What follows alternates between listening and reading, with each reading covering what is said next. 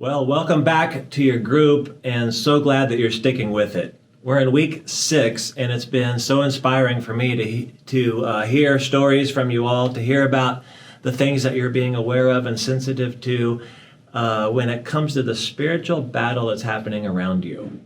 Like how you're taking next steps to put on the armor of God and to not live timid and fearful, but to do what it is that you can do in the power of God's strength to be battle ready. We're going to look at our 4th piece of armor, but before we do that, I want to direct your attention to one thing coming up on Sunday, March the 20th. This is our partnership class. 1 hour or less Sunday morning in the building during the 11 o'clock service, where we talk about the vision we have for our church, the mission God has us on, the strategy we think it's going to take to accomplish that. We talk about what we teach, the next steps for you to engage in the mission and grow in your relationship with Jesus. So if you're using the app, that is the easiest place for you to go now, find the events, and sign up for partnership March the 20th. Now, I hope in your group you'll take time to read the passage again, the entire thing, Ephesians chapter 6, starting in verse 10. Paul, the writer, likely drawing imagery from a Roman soldier in military outfit from head to toe. He talks about the belt of truth. He talks about the chest or the armor, the breastplate of righteousness, and the shoes of peace. And then he makes a shift in his language where he moves from just talking about the armor that you put on, right? We're going to suit up in the armor. And he shifts to talking about the armor where he says, now we're going to take these pieces up. So the phrase we're looking at today is found in chapter 6, verse 16. It says this: in every situation, take up the shield of faith, with which you can extinguish all the flaming arrows of the evil one. Let's work backwards very quickly. There's an evil one wreaking havoc in your life, and one of his tactics is to fire flaming arrows at you, to take you out, to stop you, to discourage you, to set your life on fire, essentially. But Paul says your faith can stop them, can block them, could actually put the fire out, much like a shield. Now, a shield is more like a small door, if you can get that picture. Maybe something like 2 foot wide by 4 foot tall, made of wood, wrapped in canvas, perhaps with a metal rim. And quite often the soldiers would dip them or soak them in water. For the most part, Roman soldiers were not easily defeated man to man. So enemies started to develop a strategy in which they would fire arrows as the army advanced towards them.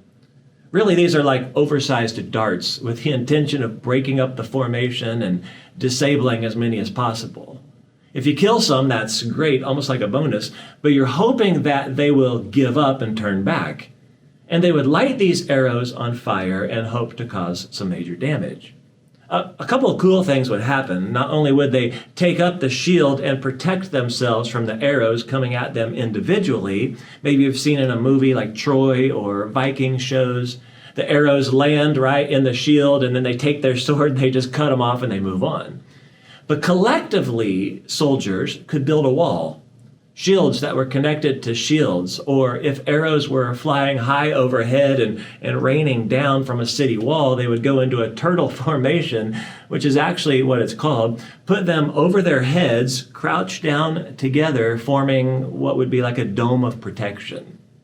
And I just want to add a note here that's special to you all in this message-based group, because you're watching it together with other people. Like together, right, we are impenetrable.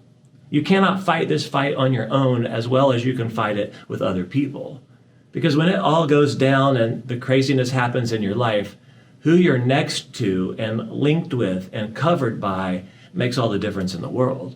There are others seated around you right now who have your back, or they have your head, that could bring their shield over to you and help you out. And Paul says that this fight is like that fight.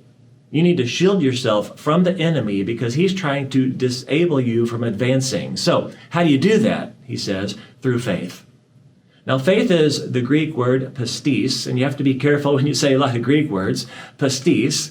It's a super important word, as you probably imagine. It's used 240 times throughout the New Testament. So what do we mean by faith? Yeah, there's a lot of things you could place your faith in, but is it strong enough, or do you have enough to believe in it that you could stand up under the fire from the enemy?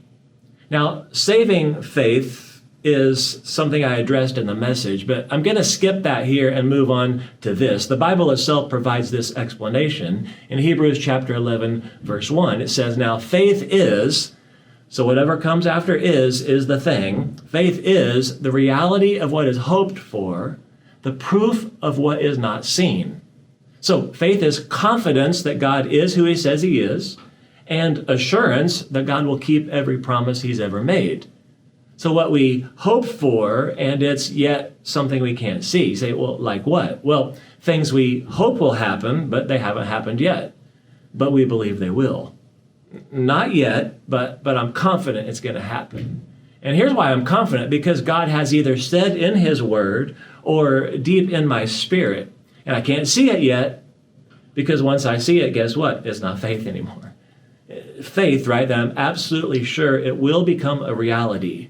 And it's faith in God, right? That he is who he says he is, that he can do what he says he can do. So, simple question, what are you leaning your faith against? What is it based on? And here's why it's important.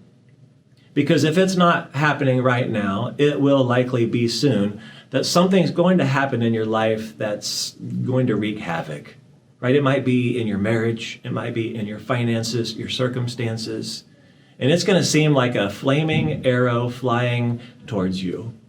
And you're going to need God to be God and to be involved and keep his promises. And if we're leaning our faith against the wrong thing and things that don't turn out the way we want or the way we hoped for or had faith they would, our faith will take a hit and we'll either be left standing and wounded going, well, that didn't work, did it? That didn't shield me from anything. Or I'm not sure what I was believing God about.